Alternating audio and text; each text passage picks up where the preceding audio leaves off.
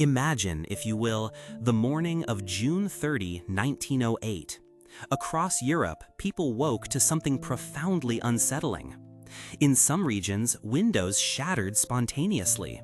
In others, the very ground beneath their feet trembled, recorded by seismometers across the entire globe, with some readings spiking to a magnitude of 5.0 on the Richter scale. But that was just the beginning of the strangeness. For several nights afterward, something truly extraordinary occurred. The night sky, usually a canvas of deepening blues and stars, remained eerily bright, as if an unending twilight had descended. Observers in London could read a newspaper outdoors at midnight. In Russia, the phenomenon was equally pronounced, transforming the darkest hours into a perpetual dusk. Meanwhile, observatories around the world began to notice a peculiar veil descending upon the heavens.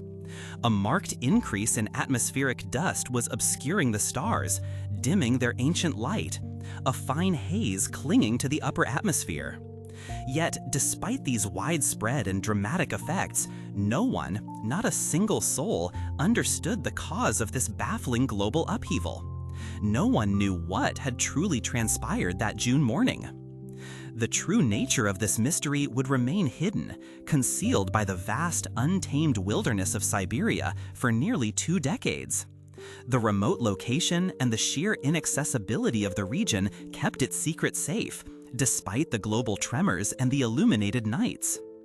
It wasn't until 1927 that Russian mineralogist Leonid Kulik, driven by persistent rumors and scientific curiosity, finally embarked on an expedition into one of the most remote and inaccessible regions on Earth, the Podkamenenaya Tunguska river basin.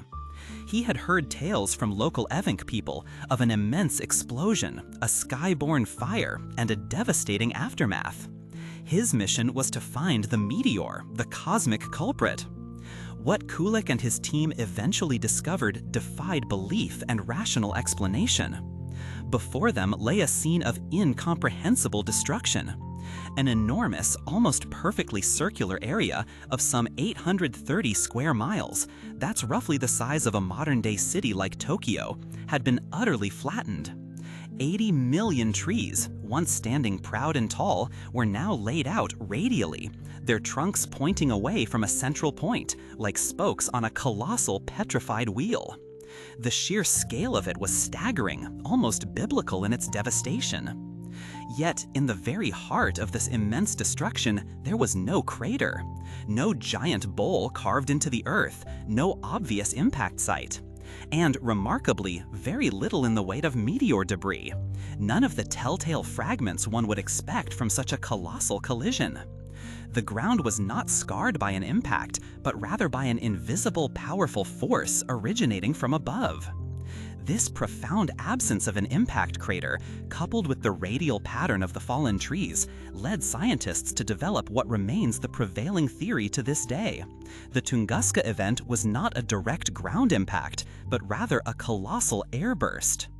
Picture this: a small asteroid, or perhaps a comet, estimated to be between 150 to 300 feet, or 50 to 100 meters in size, silently streaked into Earth's atmosphere. Instead of crashing into the surface, it exploded with unimaginable force at an altitude of approximately 6 to 10 miles, or 10 to 15 kilometers, above the Siberian taiga.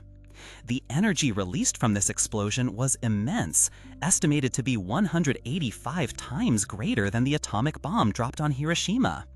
It generated a superheated fireball, a transient sun, that measured an astounding 164 to 328 feet, or 50 to 100 meters across. The shockwave that followed, a devastating concussive force, was what pulverized the forest below, felling those 80 million trees and sending seismic ripples across the globe, shattering windows hundreds of miles away. The dust thrown into the upper atmosphere by this unseen explosion then drifted, creating those bright night skies across Europe and Asia for days afterward. The brilliance of that fireball, the sheer scale of the blast, it's almost unfathomable that such a cataclysmic event could occur with seemingly no witnesses to its arrival. Consider this: An object at least 1/10 the size of asteroid 2001 FO32, an object large enough to flatten an area the size of Tokyo, simply vanished upon impact with our atmosphere, leaving behind a profound mystery. By 1908, the world was dotted with observatories, well over 100 of them, presumably with their lenses directed skyward, diligently mapping the cosmos. And yet, not one reported a rock, a comet, or any celestial body on a collision course with Earth that fateful June morning. The Tunguska event, therefore, stands as a stark, powerful reminder of our vulnerability, and indeed our relative blindness to the cosmic ballet unfolding around us. It was a cosmic explosion of epic proportions, a silent, unseen visitor from the depths of space that carved a scar onto our planet and into our history, all while the world remained blissfully unaware, at least until the aftershocks and the bright skies began. It truly makes you pause and reflect. What else might pass through our cosmic neighborhood, unannounced and unseen, until its impact is felt rather than observed? The Tunguska event challenges us to look harder, to understand more deeply the forces that shape our planet and our place within the vastness of the universe. This mysterious incident, nearly a century and a quarter ago, continues to fuel scientific inquiry and our fascination with the unknown. It's a powerful narrative of nature's raw power and the persistent human quest to understand our world. What are your thoughts on this incredible event? Do you find the prevailing theory convincing, or are there other aspects of the mystery that intrigue you more? Share your insights and perspectives in the comments below. And if you found this journey into the Tunguska mystery thought-provoking, please consider subscribing for more stories from the annals of history and science. Until next time, keep looking up and keep wondering.